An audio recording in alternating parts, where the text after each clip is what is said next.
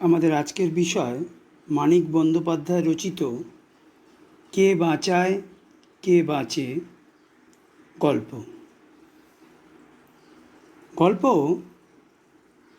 মানিক বন্দ্যোপাধ্যায়ের শ্রেষ্ঠ গল্প গ্রন্থ থেকে সংকলিত হয়েছে। মানিক বন্দ্যোপাধ্যায় বাংলা সাহিত্যে সমাজ বাস্তবতার রূপকার। বাংলা সাহিত্যে এক ব্যতিক্রমী কথা সাহিত্য ধারার জন্ম দিয়েছিলেন মানিক বন্দ্যোপাধ্যায়।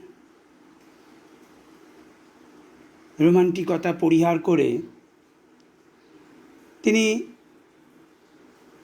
বস্তুবাদী ও বৈজ্ঞানিক দৃষ্টিতে সমাজ, ব্যক্তি, তার যে পারস্পরিক জটিলতা, সমাজের বুকে ব্যক্তির যে অবস্থান, তার গল্প উপন্যাসের মধ্য দিয়ে সেই সমগ্রতাকে তিনি ধরতে চেয়েছেন।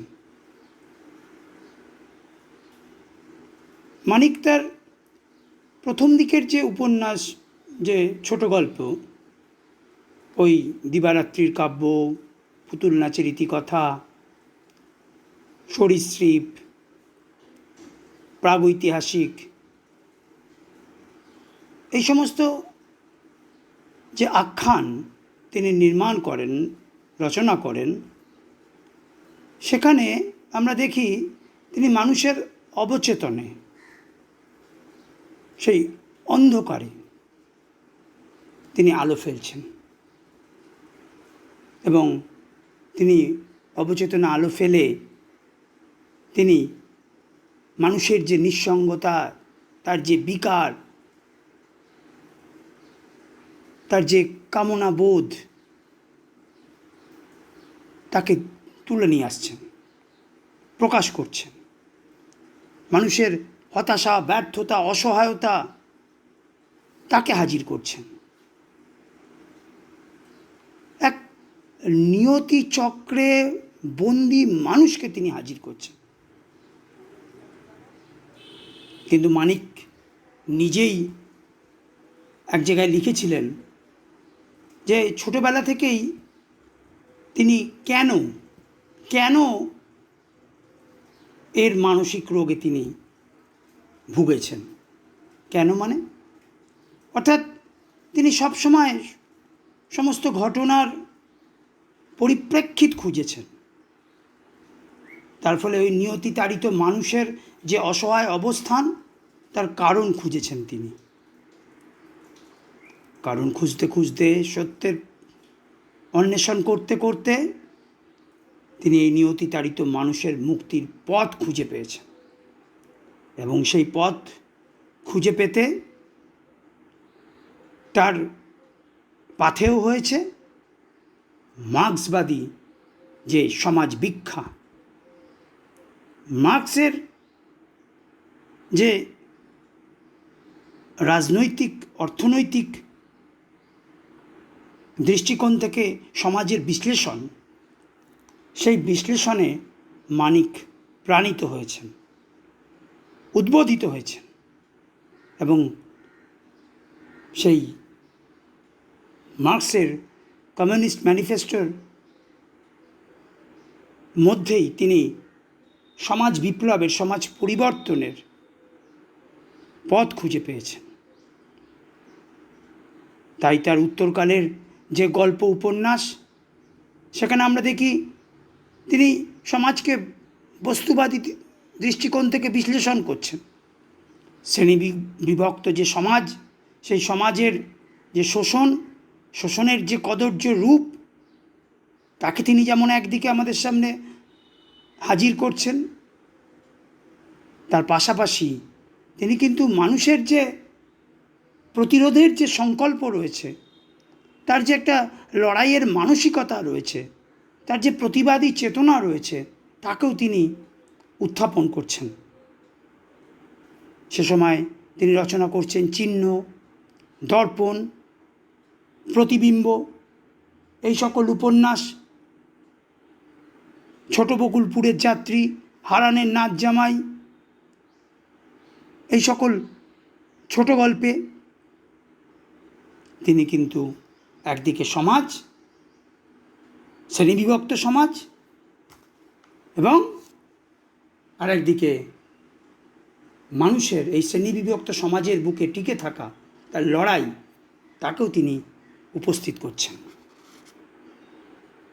আমাদের গল্প কে বাঁচায় কে বাঁচে,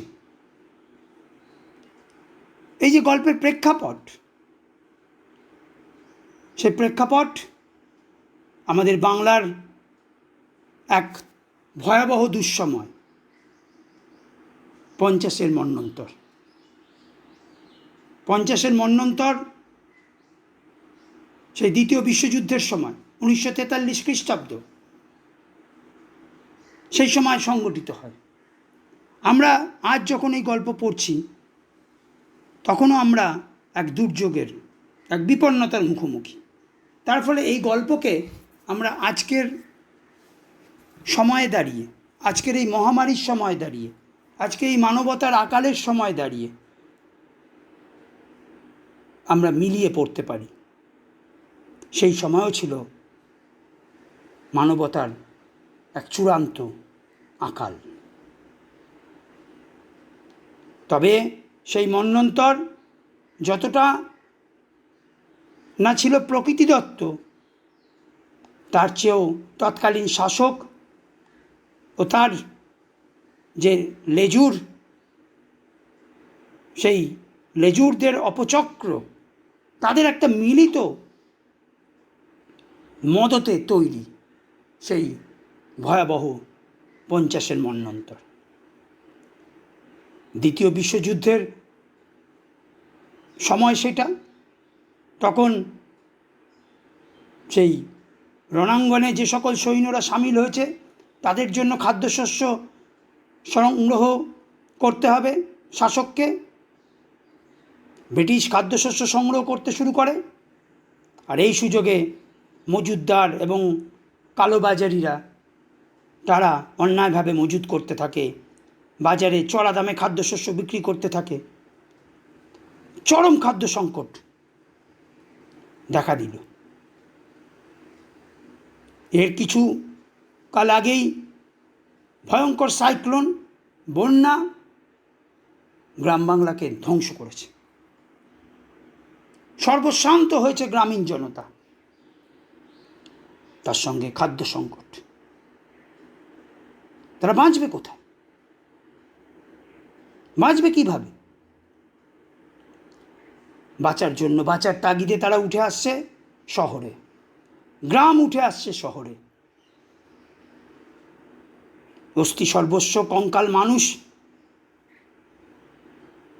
যারা যেন ঠিক মানুষ নয়, মানুষের ব্যঙ্গচিত্র, মানুষের অস্তিত্বকে যেন ব্যঙ্গ করছে। হাড় ঝিরঝিরে মানুষ, রাজপথে তারা ভিড় জমাচ্ছে, গ্রাম থেকে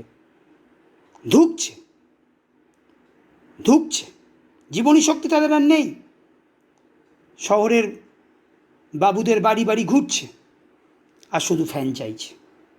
ফ্যান দাও, ফ্যান দাও চিৎকারে শহরের আকাশ বাতাস কেঁপে উঠছে। আস্তাকুড়েতে মানুষ আর মনুষ্যতর প্রাণী তারা লড়াই করছে, কিভাবে তারা উচ্ছিষ্ট খুঁটে খুঁটে খাবে আর বেঁচে থাকবে। মৃত মানুষে ভরে উঠছে কলকাতা। আমাদের গল্পের প্রেক্ষাপট এই শহর, আর আমাদের গল্পের কেন্দ্রীয় চরিত্র একজন শহুরের নাগরিক, নিম্ন মধ্যবিত্ত সমাজের প্রতিনিধি মৃত্যুঞ্জয়। সেদিন আপিস যাবার পথে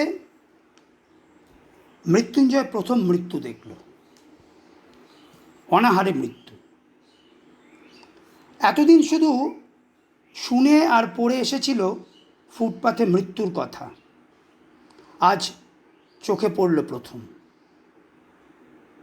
বাড়ি থেকে বেরিয়ে দুপা হেঁটেই সে ট্রামে ওঠে, নামে গিয়ে প্রায় অফিসেরই দরজায়।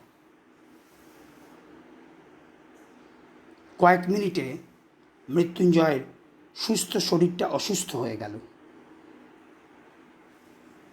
এই মৃত্যুঞ্জয় নিম্ন মধ্যবিত্ত শ্রেণীর প্রতিনিধি, কেরানি। তার জীবন শুধুই কেরানির জীবন।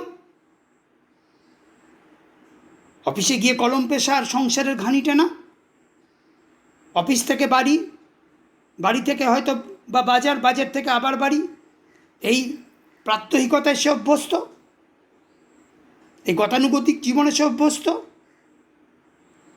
দুর্ভিক্ষের আজ তখনও মৃত্যুঞ্জয় পরিবারে পড়েনি।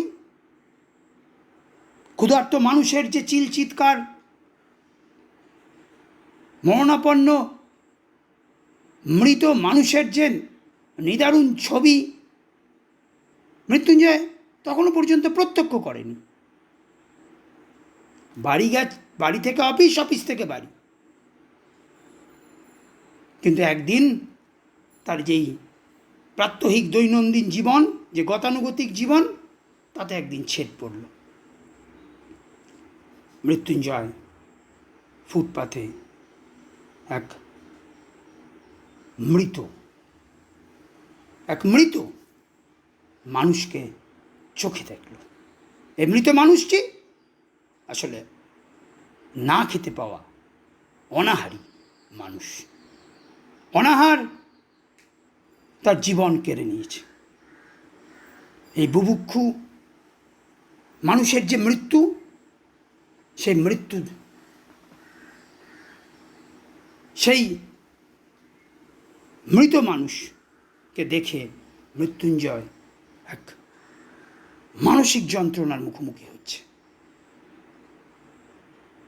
মৃত্যুঞ্জয় মধ্যবিত্ত, বিবেকবান, তাই বিবেকের তাড়নায় তার যে দৈহিক যে স্থিতাবস্থা, সেই স্থিতাবস্থা বিঘ্নিত হচ্ছে। একটা বিবেক দংশনের অব্যক্ত যন্ত্রণা মৃত্যুঞ্জয় সুস্থ শরীরকে অসুস্থ করে দিচ্ছে। মানসিক বেদনাবোধের সঙ্গে চলতে থাকে শারীরিক কষ্টবোধ।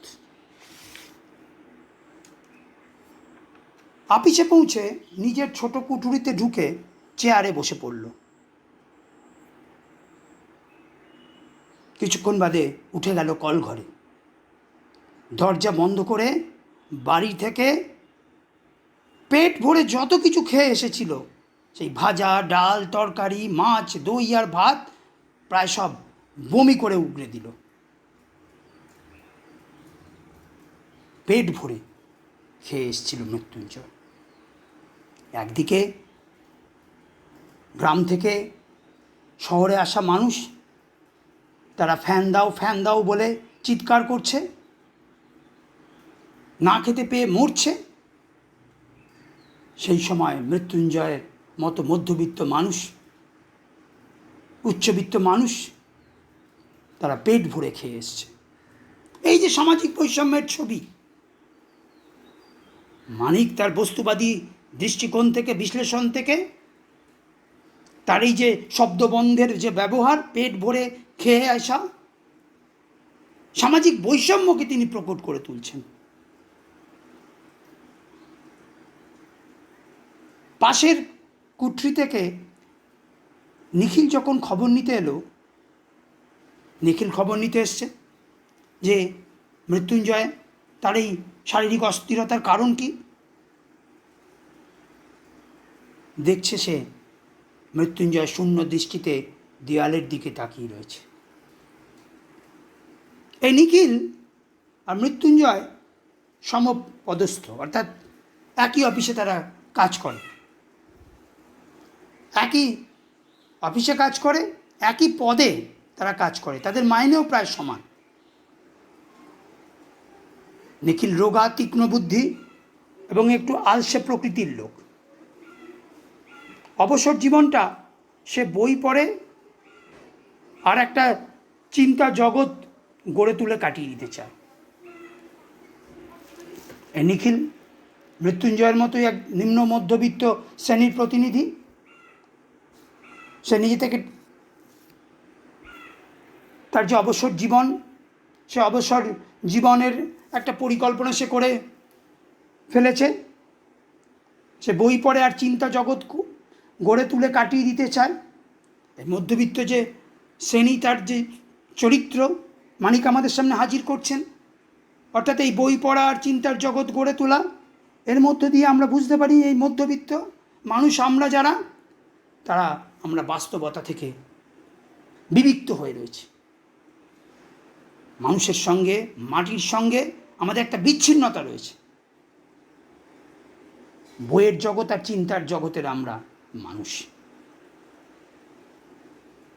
মাটির সঙ্গে, মানুষের সঙ্গে আমাদের যোগাযোগ বিচ্ছিন্ন। অন্য সকলের মতো মৃত্যুঞ্জয়কে নিখিলও খুব পছন্দ করে। কেন?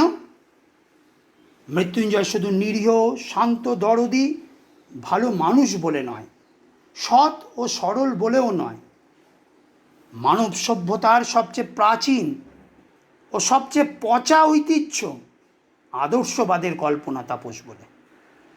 অর্থাৎ মৃত্যুঞ্জয় তিনি সৎ, সরল, বিবেকবান মানুষ, দরদি মানুষ। দরদি মানুষ বলেই ওই মৃত মানুষকে দেখে মৃত্যুঞ্জয় অস্থির হয়ে ওঠে। কিন্তু মৃত্যুঞ্জয়ের মধ্যে রয়েছে আদর্শবাদের প্রতি তার যে অগাধ আস্থা। এই আদর্শ কিসের আদর্শ? এই আদর্শ মানব প্রেমের আদর্শ। এই আদর্শ সত্যের প্রতি, পুণ্যের প্রতি নিষ্ঠা। এই আদর্শ জনকল্যাণের আদর্শ। মৃত্যুঞ্জয় তারই তপস্যা করে চলেছে। মৃত্যুঞ্জয় এক সুন্দর পৃথিবীর স্বপ্ন দেখে। নিখিল তার জন্য মৃত্যুঞ্জয়কে সমীহ করে, শ্রদ্ধা করে, যদিও এই মানবতাবাদী আদর্শকে তার মনে হয় তা পচা ঐতিহ্য। প্রাচীনকাল থেকেই এই মানবতাবাদী আদর্শ আমাদের কাছে একটা সুন্দর পৃথিবীর স্বপ্ন হাজির করেছে, কিন্তু সেই সুন্দর পৃথিবী, সেই সাম্যের পৃথিবী এখন আমাদের কাছে অধরা থেকে গেছে। এই স্বপ্ন প্রাচীন হলে হবে কি, তা আজ পচা ঐতিহ্যে পরিণত হয়েছে। অর্থাৎ এই স্বপ্নের পতন ঘটেছে, নিঃশেষ হয়ে গেছে। নিখিল তার মধ্যবিত্ত দৃষ্টিকোণ থেকে বিচার করে দেখেছে যে এই ঐতিহ্য, এই মানবতাবাদের ঐতিহ্য, এই সুন্দর পৃথিবীর সবাই একভাবে সমানভাবে বেঁচে থাকার যে আদর্শ, যে স্বপ্ন, সেটা স্বপ্ন হয়েই রয়ে গেল, তা কখনো বাস্তব হলো না। তাই তা আজ বিকৃতিতে পরিণত হয়েছে। কি হলো হে তোমার? নিখিল সন্তর্পণে প্রশ্ন করল। মরে গেল, না খেয়ে মরে গেল। আন মনে অর্ধবাসনে যেন আর্তনাদ করে উঠল মৃত্যুঞ্জয়। ভাবছি আমি বেঁচে থাকতে এই যে লোকটা না খেয়ে মরে গেল, এ অপরাধের প্রায়শ্চিত্ত কি? জেনে শুনেও এতকাল 4 বেলা করে খেয়েছি পেট ভরে, যথেষ্ট রিলিফ ওয়ার্ক হচ্ছে না লোকের অভাবে, আর এদিকে ভেবে পাই না কি করে সময় কাটাবো। ধিক, শত ধিক আমাকে। মৃত্যুঞ্জয় তার মধ্যে গ্লানির জন্ম নিচ্ছে। একদিকে যখন ক্ষুধার্ত মানুষের চিৎকার, ক্ষুধার দিন বেড়ে চলেছে, মৃত মানুষের সংখ্যা বাড়ছে পাল্লা দিয়ে, তখন সে স্বার্থপরের মতো 4 বেলা খেয়েছে। ত্রাণ কার্যে সে সাহায্যের হাত বাড়িয়ে দেয়নি। ওই যে ফুটপাতে যে ক্ষুধার্ত মৃত মানুষটিকে সে দেখেছে, সে মৃত মানুষটি যেন তার নিজের উদর পূর্তির স্বরূপকে নিজের কাছেই প্রকাশ করেছে। সে যে একজন উদর পূর্তিবান মানুষ, সে নিজের আয়নায় নিজের প্রতিচ্ছবি দেখেছে, নিজেকে সে স্বার্থপর মনে করেছে। অপরাধ বোধের যে গ্লানি, সেই গ্লানিতে পীড়িত হয়েছে মৃত্যুঞ্জয়। আত্মস্বার্থপরায়ণতার অভিযোগে নিজেকে অভিযুক্ত করছে মৃত্যুঞ্জয়। এই যে সে এখনো বেঁচে রয়েছে, বেঁচে থাকার ন্যূনতম যে শর্তগুলোকে সে এখনো ভোগ করতে পারছে, 4 বেলা খেতে পারছে, তাকে সে অপরাধ রূপে গণ্য করছে। কেননা সে 4 বেলা খাচ্ছে, বাঁচছে, আর তার বাঁচার সমান্তরালেই তো ওই রয়েছে ওই ক্ষুধার্ত মানুষ, তাদের এই ফ্যান দাও চিৎকার। আর শহুরে মানুষ, তাদের যে উদাসীনতা, সেই উদাসীনতার ফলে সেই ক্ষুধার্ত মানুষের মৃত্যুঞ্জয় বিবেকের তাড়নায় দংশিত হচ্ছে। নিখিল ভাবছে দেশের সমস্ত দরদ পঞ্জীভূত করে ঢাললেও এ আগুন নিভবে না ক্ষুধার। অন্যের বদলে বরং সমিধে পরিণত হয়ে যাবে। এই যে দয়া, করুণা, দান, রিলিফ, এর মাধ্যমে কি এই অসংখ্য ক্ষুধার্ত মানুষের ক্ষুধার নিরসন ঘটতে পারে? তার কারণ এর মূলত রয়েছে সিস্টেম, অর্থাৎ অর্থনৈতিক বাস্তবতা। এই সিস্টেম, এই যে সমকালীন অর্থনৈতিক বাস্তবতা, তাই তো একটা সমাজকে ঠিক করে দেয় কে বাঁচবে, কে কত সুন্দর করে বাঁচবে, কিভাবে বাঁচবে, ভালো করে বাঁচবে না না খেতে পেয়ে বাঁচবে। কারো সাধারণ মানুষের, কোনো ব্যক্তি মানুষের দয়া, করুণা, দান, তাতে কিন্তু একটা পুরো সমাজের যে সামাজিক বাস্তবতা, ক্ষুধার্ত মানুষের যে পরিণতি, তা কিন্তু কখনোই দূর করা যায় না, তাদের ক্ষুধার নিরসন ঘটানো যায় না। যে সমাজ ব্যবস্থা এই ক্ষুধাকে প্রলম্বিত করে, যে সমাজ ব্যবস্থা ক্ষুধার্ত মানুষকে টিকিয়ে রাখতে চায়, তার বদল ঘটাবে কে? তার যদি বদল না ঘটানো হয়, তাহলে তো কখনোই ওই দয়া, করুণার সাহায্যে 1জন 2জন তাদের পাশে গিয়ে দাঁড়ানো যায়, কিন্তু অগণিত মানুষকে বাঁচানো যাবে কি করে? ভিক্ষা দেওয়ার মতো অস্বাভাবিক পাপ যদি আজও পূর্ণ হয়ে থাকে, জীবন ধারণের অন্যে মানুষের দাবি জন্মাবে কিসে? নিখিল ভেবেছে যে মানুষ কেন সেই ভিক্ষুকের মতো অপর মানুষের কাছে গিয়ে হাত পাতবে? এই সমাজ ব্যবস্থা, এই সিস্টেম, সেই তো এক মানুষকে রাজায় পরিণত করে আর এক মানুষকে ভিখারিতে পরিণত করে। একদিকে সীমাহীন সম্পদ, অন্যদিকে ক্ষুধার করাল কালো গ্রাস, দারিদ্র্যের নিঃসীম অন্ধকার। অন্ন, বস্ত্র, বাসস্থানের বেঁচে থাকার যে অধিকার, তা স্বীকৃত হয় না বলেই ত্রাণ, রিলিফ তার প্রয়োজন হয়। এই ত্রাণ, রিলিফ দিয়ে আসলে শাসক ভুলিয়ে দিতে চায়, জনগণের প্রতিবাদকে ঘুম পাড়িয়ে রাখতে চায়। এই যে আজকে আমরা করোনার মহামারীতে আমরা দেখছি, সেই 2 টাকা কেজি চাল, ডাল, ময়দা, এইসব দিয়ে শাসক তার যে ব্যর্থতা, স্বাধীনতার এত বছর বাদেও সাধারণ মানুষের বেঁচে থাকার মৌলিক অধিকার প্রতিষ্ঠা না করার যে ব্যর্থতা, তাকে সে ভুলিয়ে রাখতে চায়। ভিক্ষে দেওয়ার মতো অস্বাভাবিক পাপ যদি আজও পূর্ণ হয়ে থাকে, জীবন ধারণের অন্যে মানুষের দাবি জন্মাবে কিসে? তাহলে মানুষকে বেঁচে থাকার জন্য, মাথা উঁচু করে বেঁচে থাকার জন্য তার মধ্যে অধিকার বোধ জন্মাতে হবে। নিখিল তাই মনে করে। কদিন পরেই মাইনের তারিখ এলো। একটা কাজ করে দিতে হবে ভাই। মৃত্যুঞ্জয় একতারা নোট নিখিলের সামনে রাখল।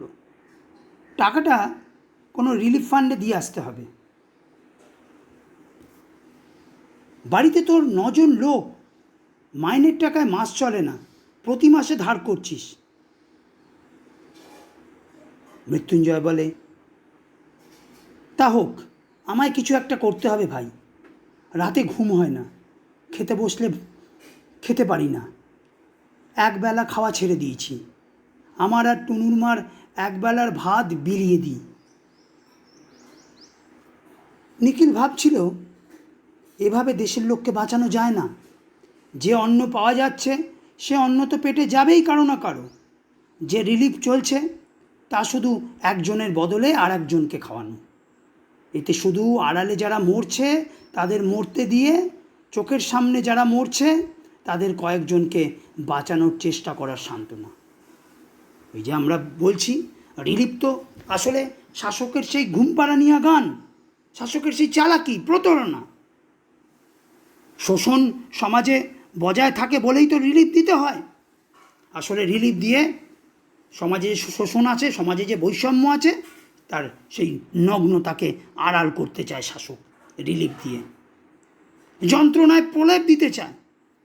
আবার শাসক যেমন রিলিফ দিয়ে শোষণের নগ্নতাকে ঢাকতে চায়, সামাজিক বৈষম্যকে সে যেমন ধামাচাপা দিতে চায়, তেমন আবার যারা মধ্যবিত্ত তারা বিবেকের তাড়নায় তারা হয়তো সেই রিলিফে তারাও কিছু সাহায্যের হাত বাড়িয়ে দেয়। আসলে বিবেকের তাড়না থেকে সে সাময়িক মুক্তি হতে চায়, একটু আত্মতুষ্টি, একটু বিবেকের দংশনের হাত থেকে মুক্তি। মধ্যবিত্তরাও এই রিলিফে কিন্তু হাত লাগায়। নিখিল বলল, ভুরি ভোজনটা অন্যায়, কিন্তু না খেয়ে মরাটা উচিত নয় ভাই। নিখিল বাস্তববাদী, একজন মধ্যবিত্ত। তিনি মৃত্যুঞ্জয়কে পরামর্শ দেন যে মাইনের পুরো টাকা তুই রিলিফে তুলে দিচ্ছিস, তো সংসার চলবে কি করে? সংসারের মানুষগুলো তো না খেতে পেয়ে মরবে। ভুরি ভোজনটা অন্যায়, কিন্তু নিজেকে তো বাঁচিয়ে রাখতে হবে। বাস্তববাদী দৃষ্টিকোণ থেকে নিখিল পরামর্শ দেয় মৃত্যুঞ্জয়কে। প্রত্যুত্তরে মৃত্যুঞ্জয় বলে, ওটা পাশবিক স্বার্থপরতা, ওটা পাশবিক স্বার্থপরতা। আসলে মৃত্যুঞ্জয় তো একজন আদর্শবাদী মানুষ, তার মধ্যে মধ্যবিত্ত সুলভ ভাবাবেগ রয়েছে। একজন সংবেদনশীল মানুষ মৃত্যুঞ্জয়। সে মধ্যবিত্ত ভাবাবেগে আক্রান্ত হয়েছে, সে সেই অনাহারী মানুষকে দেখেছে। সে ভেবেছে শহরের অলিগলি রাজপথে ক্ষুধাপীড়িত মানুষ যখন মৃত্যুর সঙ্গে অসম লড়াই চালাচ্ছে, তখন সে ভরা পেট খেয়েছে। কোনো ত্রাণে রিলিফে সে অংশগ্রহণ করেনি। তার জন্য সে নিজেকে নিদারুণ স্বার্থপর মনে করেছে। সেই স্বার্থপরতার থেকে তার মধ্যে যে বিবেক দংশন দেখা দিয়েছে, সেখান থেকে তিনি সে আত্মনিগ্রহের পথ বেছে নিচ্ছে। মাইনের টাকা দিয়ে সমস্ত রিলিফ ফান্ডে ত্রাণ কার্যে সাহায্যের হাত বাড়িয়ে দিতে চেয়েছে, নিজে খাওয়া ছেড়েছে। আসলে তার আদর্শবাদ তার বিবেককে পীড়িত করে চলেছে প্রতিদিন, প্রতি মুহূর্তে। এ সময় তো চুপ থাকা যায় না, নির্লিপ্ত থাকা যায় না, হাত গুটিয়ে বসে থাকা যায় না। সেটা তো হবে পাশবিক স্বার্থপরতা, পশুর মতো শুধুমাত্র নিজে টিকে থাকা, নিজের ভুঁড়ি ভোজে ব্যস্ত থাকা। তাই আদর্শবাদী মানবতাবাদী মৃত্যুঞ্জয় নিজের সাধ্য অনুযায়ী সেই ভুকা মানুষগুলির পাশে দাঁড়াতে চেয়েছে। দিন দিন কেমন যেন হয়ে যেতে লাগলো মৃত্যুঞ্জয়। তার প্রাত্যহিক জীবনযাপন তাকে তুচ্ছ মনে করে সে। চারিদিকে মৃত্যুর ফাঁদ, ক্ষুধার্ত মৃত মানুষে ভরে উঠছে শহরের রাজপথ, অলিগলি। তখন সে কি করে সুস্থির থাকবে? অফিস যায়, সে দেরি করে, কাজে তার মন বসে না। শহরের ফুটপাত ধরে সে ঘুরে বেড়াচ্ছে, কখনো সে আস্তাকুড়ে, কখনো সে গাছের নিচে প্রত্যক্ষ করছে সে মন্বন্তর পীড়িত মানুষ, তাদের যে টিকে থাকা, তার যে অসহায়তা। লঙ্গরখানায় যাচ্ছে, দেখছে একটু খিচুড়ির জন্য, ওই অখাদ্য এক কাপ অখাদ্য গ্রুয়ালের জন্য সেই মানুষের কি হাহাকার, কি কাড়াকাড়ি। অফিস যাওয়া সম্পূর্ণ বন্ধ করে দিচ্ছে একসময়। নাওয়া খাওয়া ভুলে উদ্ভ্রান্ত চিত্তে শহরের এক পথ থেকে আর এক পথে সে হেঁটে বেড়াচ্ছে। নিজের শরীরকে যেমন সে তুচ্ছ জ্ঞান করছে, আবার সন্তান, সন্ততি, স্ত্রী, পরিবার, কারো দিকেই তার নজর নেই। লঙ্গরখানায় সে খুঁজে খুঁজে বার করে অন্য প্রার্থীদের, আর সেই সকল নরনারীদের সঙ্গে সে আলাপ করে। সকলেই এক কথা বলে, সকলেই, সকল মানুষ, অর্থাৎ সেই ক্ষুধার্ত মানুষ, মানুষ ও প্রকৃতির সম্মিলিত যে ষড়যন্ত্রের প্রতিফল এই দুর্ভিক্ষ। এই দুর্ভিক্ষ কীভাবে তাদের জীবনে এই পরিণতি, এই দুর্বিষহ পরিণতি নামিয়ে এনেছে। মৃত্যুঞ্জয় শোনে তাদের কথা। গ্রাম্য মানুষরা খেয়ে পড়ে বেঁচেছিল, কিন্তু দুর্ভিক্ষ আজ তাদের গ্রাম ভিটা সব কিছু কেড়ে নিয়েছে। সব কিছু ছাড়া হয়ে তারা আজকে এই শহরের বুকে। আজ তারা ভিক্ষা প্রার্থী। তাদের ব্যক্তি নাম ভিন্ন হতে পারে, তাদের গ্রামের নাম হয়তো ভিন্ন, তারা ধর্মে বর্ণে তারা পৃথক হতে পারে, কিন্তু তারা বিপন্ন, তারা ক্ষুধার্ত। জঠরে তাদের ক্ষুধার অসহনীয় জ্বালা। অথচ কারো বুকে নালিশ নেই, কারো মনে প্রতিবাদ নেই। কেমন করে সব ওলটপালট হয়ে গেল তারা জানেনি, বোঝেনি, কিন্তু মেনে নিয়েছে। নিয়তিতাড়িত মানুষের মনে কোনো প্রশ্ন জাগেনি। কেন দুর্ভিক্ষ শুধু গ্রাস করে গ্রামকে? শহর জুড়ে কেন বজায় থাকে আলোর রোশনাই? এ দুর্ভিক্ষে কালোবাজারি, আড়তদার, সরকারের ভূমিকা কি? প্রশ্ন জাগেনি, কেননা তারা অদৃষ্টবাদী। জীবনের এই বিপর্যয়কে তারা ভাগ্যের বিপর্যয় রূপে মেনেছে। প্রতিপক্ষে কাউকে দাঁড় করিয়ে তারা নালিশ জানায় না, প্রতিবাদে সোচ্চার হয় না। এই যে অপরিসীম ক্ষুধা, এই ক্ষুধা যেন তাদের আত্মশক্তি, তার স্পর্ধা সব কিছুকে কেড়ে নিয়েছে। দারুণ একটা হতাশা জেগেছে মৃত্যুঞ্জয়ের মনে। একেবারে মুচড়ে যাচ্ছেন দিনকে দিন।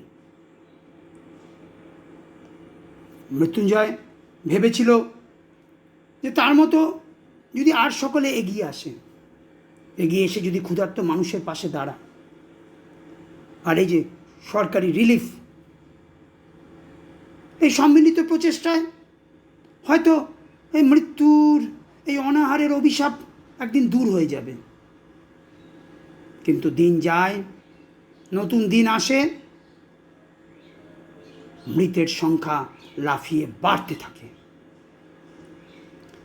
কঙ্কালসার গ্রাম্য সাধারণ ক্ষুধার্ত মানুষ, তাদের লড়াই তীব্র থেকে তীব্রতর হয়।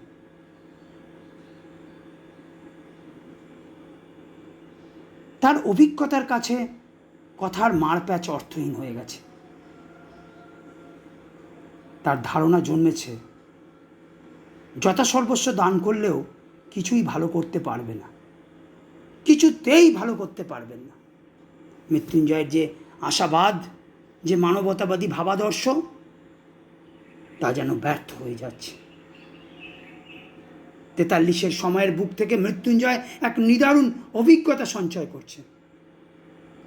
ব্যক্তি প্রচেষ্টা, সরকারি রিলিফ, এই দিয়ে ক্ষুধার্ত মানুষের দিনলিপির পরিবর্তন করা যায় না। তাদের যে বিপর্যস্ত যে ভাগ্য, সেই ভাগ্যের পরিবর্তন করা যায় না। অবশেষে আমরা দেখতে পারি মৃত্যুঞ্জয়ের গা থেকে ধুলিমলিন সিল্কের জামা অদৃশ্য হয়ে যায়। পরনের ধুতির বদলে আসে ছেঁড়া ন্যাকড়া, গায়ে মাটি জমা হয় পুরু হয়ে, দাড়িতে মুখ ঢেকে যায়। মৃত্যুঞ্জয় নিজেও কাড়াকাড়ি মারামারি করে লঙ্গরখানার খিচুড়ি খায় আর বলে, গা থেকে এইছি, খেতে পাইনি বাবা, আমায় খেতে দাও। মৃত্যুঞ্জয় নিজে লঙ্গরখানায় সেই ক্ষুধার্ত মানুষের দলে নাম লেখায়। তার আশা, তার স্বপ্নের যে ব্যর্থতা, তার মানবতাবাদী ভাবাদর্শের যে নিদারুণ পরাজয়, সেই পরাজয়ের ফলে মৃত্যুঞ্জয় যেন উন্মাদনার শরিক হয়। গল্পের শেষে মৃত্যুঞ্জয়ের এই পরিণতি হয়তো আমাদের চোখে জল আনে, কিন্তু কেন মৃত্যুঞ্জয়ের এই পরিণতি? তা কি একজন বিবেকবান মানুষের আদর্শ, তার স্বপ্নের অপমৃত্যু, স্বার্থপরতার যে আত্মদংশন, সে আত্মদংশনে উন্মাদনা বা উৎকেন্দ্রিকতায় রূপান্তরিত হয়ে যায়? মৃত্যুঞ্জয় উন্মাদ হল, কারণ মৃত্যুঞ্জয় চোখ কান বুজে থাকতে পারেনি, আত্ম উদরপূর্তিতে সে বাঁচতে পারেনি, নিজে বাঁচলে পাপের নাম, এই স্বার্থপর জীবন দর্শনকে গ্রহণ করতে পারেনি। তাই আমরা যারা ক্ষুধাপীড়িত দিনে, মানে আজকের দিনের সঙ্গে আমরা এই মৃত্যুঞ্জয়ের সেই দিনেরকে মিলিয়ে নিতে পারি, মিলিয়ে বোঝার চেষ্টা করি, তাহলে আমরাও তো দেখতে পাচ্ছি আজকে এই যে ক্ষুধাপীড়িত দিন, এই মহামারীর দিনে, আজকেও তো আমরা ফেসবুকে, হোয়াটসঅ্যাপে আমরা বিভিন্ন রসনাতৃপ্ত খাবার বাড়িতে বানাচ্ছি, আর সেই তার ছবি দিয়ে স্ট্যাটাস আমরা জানাচ্ছি, এবং তা দেখতে দেখতে আমরা অভ্যস্ত হয়ে উঠছি। সেরকম তো আমরা আত্মধ্যানমগ্ন যে মানুষ আমরা দেখতে পাই, আত্মধ্যানমগ্ন সেই মধ্যবিত্ত মানুষ হতে পারেনি মৃত্যুঞ্জয়। তার জন্য মৃত্যুঞ্জয় পাগল হয়েছে যে খাও পিও জিও, এই জীবন দর্শনকে মৃত্যুঞ্জয় আত্মীকরণ করতে পারেনি। মৃত্যুঞ্জয় হৃদয়বান, সংবেদনশীল মানুষ। টিকে থাকার যে মন্ত্র, অর্থাৎ চোখ কান বুজে রেখে নিজে বাঁচো, সেই মন্ত্রে সে দীক্ষিত হতে পারেনি। কিন্তু মানবতাবাদী মৃত্যুঞ্জয়ের এই পরিণতি, আদর্শবাদের এই অপমৃত্যু, মানিক কি তাকেই এই গল্পের মধ্য দিয়ে হাজির করতে চেয়েছেন? না, আমাদের মনে হয় মানিক এই গল্পের মধ্য দিয়ে এক বৃহত্তর সামাজিক অর্থনৈতিক দর্শনের প্রশ্ন আমাদের সামনে রেখেছেন। আমরা প্রথমেই বলেছিলাম যে মানিক মানুষের ব্যর্থতা, পরাজয়, বিকার, তার সামগ্রিক যে অবস্থান, তার কারণ খুঁজেছেন, এবং তার কারণ খুঁজতে খুঁজতে তিনি দেখেছেন আসলে এই সমাজ ব্যবস্থা তাই আসলে নিয়ন্ত্রণ করে আমাদের বাঁচা, আমাদের বেঁচে থাকা। এই বাঁচা, বেঁচে থাকা, বাঁচিয়ে রাখা, এ কি আদৌ ব্যক্তি মানুষের ওপর নির্ভরশীল? আর্থসামাজিক যে চরিত্র, আমাদের সমাজের যে অর্থনীতি, আমাদের যে সমাজের যে সামাজিক যে অবস্থান, তাই তো আসলে নির্ধারণ করে আমরা কি করে বেঁচে থাকব। ব্যক্তি মানুষের ওপর অপর মানুষের বেঁচে থাকা নির্ভরশীল নয়। মানিক যে সময় এই গল্প লিখছেন, ব্রিটিশ শাসিত ভারতবর্ষ, একটা আধা ধনতান্ত্রিক ভারতবর্ষ, একদিকে সামন্ত প্রভু, উদীয়মান যারা পুঁজিপতি, ব্রিটিশের যারা দালাল, শহুরে যারা আমলা, অভিজাত, মধ্যবিত্ত, আড়তদার, মজুদদার, তারা ওই দুর্ভিক্ষের দিন তারা বেঁচেছিল, বহাল তবিয়তেই বেঁচেছিল। অথচ দুর্ভিক্ষের করাল গ্রাস নেমে এসেছিল কাদের ওপরে? ওই ডাস্টবিনে মানুষ আর কুকুরের মারামারি আমরা দেখেছি। সেই মানুষ কারা? শিশু মায়ের বুকের দুধ না পেয়ে, তার দোলনা হারিয়ে শিশু প্রতিদিন অভুক্ত অবস্থায় মারা পড়েছে। সেই শিশু কাদের শিশু? ওই গ্রামীণ জনতা। ওই সমাজ ব্যবস্থাই ঠিক করেছে এই দুর্ভিক্ষের বলি হবে কারা? দুর্ভিক্ষের বলি হয়েছে গ্রামীণ জনতা। ওই গ্রামীণ কৃষক, কামার, কুমোর, তারা। আমরা যদি আজকের এই সমাজ বাস্তবতার সঙ্গে মিলিয়ে দেখি এই গল্পকে, আজকেও আমাদের যে মহামারী, যে করোনা চলছে, লকডাউন, সমস্ত আর্থিক কার্যকলাপ বন্ধ, তাতে সবচেয়ে বেশি ভুক্তভোগী কারা? দিন আনা দিন খাওয়া মানুষ। এই যে পরিযায়ী শ্রমিক যারা হেঁটে হেঁটে ফিরছে, অভুক্ত অবস্থায় ঘরে ফিরতে যে তারা মৃত্যুর মুখোমুখি হচ্ছেন, তাদের জন্য আমরা কি ব্যবস্থা করলাম? রাষ্ট্র তাদের দিল রিলিফ। সেই রিলিফ কি? ওই 2 টাকা কেজি চাল, কি অ্যাকাউন্টে 500টি টাকা, অথবা আমাদের মধ্যবিত্ত, আমাদের চিত্ত, আমাদের বিবেকের যে দংশন, সেই মধ্যবিত্ত বিবেকের দংশন থেকে মুক্তি পাওয়ার জন্য সেই মধ্যবিত্ত ভাবাবেগে আপ্লুত হয়ে আমরা কিছু সেই রাষ্ট্রীয় রিলিফে, প্রধানমন্ত্রীর ত্রাণ তহবিলে, মুখ্যমন্ত্রীর ত্রাণ তহবিলে আমরা কিছু সাহায্যের হাত বাড়িয়ে দিলাম। 1000 কোটি টাকা আমরা ঘোষণা করলাম, 1000 কোটি টাকা ত্রাণ তহবিলে দান করলাম। দুর্যোগে, সাইক্লোনে আক্রান্ত মানুষদের ঘরবাড়ি তৈরি হবে তাতে। কিন্তু তাতে কি দীর্ঘদিনের সামাজিক বৈষম্যতা কি দূর হয়ে যাবে?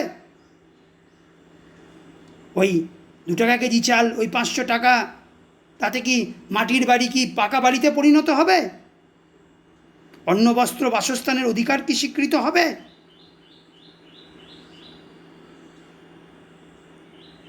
না। তা আসলে রিলিফ, তা আসলে আমাদের যে সামাজিক বাস্তবতা, আমাদের যে শোষণ, সেই শোষণকে আসলে ধামাচাপা দিতে চায়, ঢেকে রাখতে চায়। আমাদের তো রাষ্ট্রীয় শ্রেণী চরিত্রই তো ঠিক করে যে সংখ্যালঘু গুটি কয় মানুষ তারা কি ওই বিত্ত বৈভবে রসনায় তৃপ্ত থাকবে, না সকলে বেঁচে থাকবে খেয়ে পড়ে। ওই 2-4 জন ওই আম্বানি, আদানি, বিড়লা, বিজয় মাল্য, তাদের পাশে রাষ্ট্র দাঁড়াবে, না যে আমাদের বিশাল সেই গরিব গুরব অভুক্ত ক্ষুধার্ত ভারতবর্ষ, তার পাশে রাষ্ট্র দাঁড়াবে? সকলের জন্য স্বাস্থ্য চাই না যুদ্ধাস্ত্র চাই, তা আসলে নির্ধারিত হয় রাষ্ট্রনীতির মধ্য দিয়ে, সমাজনীতির মধ্য দিয়ে। সকলের কাছে শিক্ষা পৌঁছে যাবে না মৌলবাদের আমরা নতুন করে আবার আবাদ করব, তা আসলে রাষ্ট্রের অভিসন্ধির ওপর নির্ভর করে। সকলের পাতে পাতে পৌঁছে যাবে খাদ্য, না ওই কতিপয় অভিজাত, উচ্চবিত্ত, মধ্যবিত্ত সন্তানের তাদের রসনাকে তৃপ্ত করার জন্য ডমিনোস পিৎজার আমদানি করব। এ সব কিছু নির্ধারিত হয় আসলে রাষ্ট্রনীতির মধ্য দিয়ে। তাই রিলিফ নয়, দরকার সামাজিক পরিবর্তন। আর এই সামাজিক পরিবর্তন, সমাজটাকে যদি পরিবর্তন করতে হয়, মৃত্যুঞ্জয় যা করতে চেয়েছিল, ওই গরিব গুরব মানুষের দুর্গতি দূর করতে চেয়েছিল, পরিবর্তন সহজে আসে না। রাজা সহজে সিংহাসন ছাড়ে না। তার জন্য দরকার কি? তার জন্য দরকার লড়াই, প্রতিরোধ। কিন্তু খেটে খাওয়া মানুষ, অর্থাৎ এই অভুক্ত গ্রামীণ মানুষ, তারা তো অর্ধচেতন, অদৃষ্টবাদী। নিজেদের অনাহার, নিজেদের দারিদ্র্যের জন্য তারা ভাগ্যকে দোষারোপ করে। আর শাসক তো শাসিতকে বিভাজিত করে রেখেছে ধর্মে, বর্ণে। তার ফলে এই শাসিত মানুষরা তারা সংগঠিত হতে পারে না, ঐক্যবদ্ধ হতে পারে না। এই অর্ধচেতন, অদৃষ্টবাদী, বিভাজিত এই মানুষগুলো, তাই তাদের বুকে কোনো নালিশ নেই, প্রতিরোধ নেই, প্রতিবাদ নেই। তারা যদি সংগঠিত হয়, সেই সংঘবদ্ধ জনতা সেদিন বুঝে নিতে পারবে তাদের দাবি, কেড়ে নেবে তাদের অধিকার। এই দুর্ভিক্ষের পরিপ্রেক্ষিতেই মানিকের একটি গল্প ছিল, কেড়ে খায়নি কেন? কিন্তু এখনো পর্যন্ত জনতা সংঘবদ্ধ হয়নি। তাই এই সমাজ ব্যবস্থা, এই বৈষম্যের সমাজ ব্যবস্থা, এই শাসক শাসিতের সমাজ ব্যবস্থা তা টিকে থাকে। তার জন্যই ধনী আরও ধনী হয়, গরিব আরও গরিব হয়। মৃত্যুঞ্জয় সেও নিম্ন মধ্যবিত্ত থেকে একদম লঙ্গরখানায় ওই ক্ষুধার্ত মানুষের দলে সে নাম লেখায়। এই সমাজ ব্যবস্থায় গরিব আরও গরিবই হয়। মৃত্যুঞ্জয় সে বাঁচাতে চেয়েছিল ক্ষুৎপীড়িত মানুষদের, সে তাদের পাশে দাঁড়াতে চেয়েছিল, কিন্তু কে বাঁচায়, কে বাঁচে? আজ মৃত্যুঞ্জয় নিজেই মৃত্যুর মুখোমুখি। মানিক বন্দ্যোপাধ্যায় এই গল্পে বস্তুনিষ্ঠ মার্ক্সীয় সমাজ বৈজ্ঞানিক দৃষ্টিকোণে এই প্রত্যয় আমাদের সামনে হাজির করেছেন যে বাঁচা অথবা বাঁচানো ব্যক্তি মানুষের উদ্যোগ, আদর্শবাদ, তার হিতাকাঙ্ক্ষার উপর নির্ভর করে না। মূলত